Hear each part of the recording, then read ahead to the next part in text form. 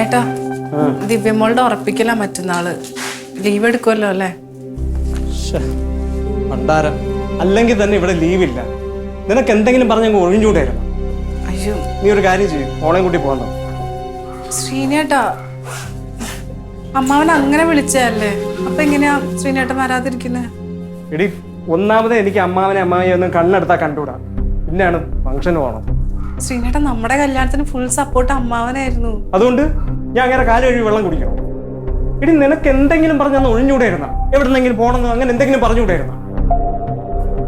കല്യാണം ഒന്നും അല്ലല്ലോ, ഉറപ്പിക്കലല്ലേ? ശ്രീനേട്ടാ പ്ലീസ്. ഓ, വരാ. രാവിലെ ആകുമ്പോ മുന്നിൽ വന്നേക്കും എന്തെങ്കിലുമൊക്കെ കാര്യങ്ങൾ പറഞ്ഞു. പിന്നെ ഞാൻ സിനിമയ്ക്ക് പോയിട്ട് വരൂ.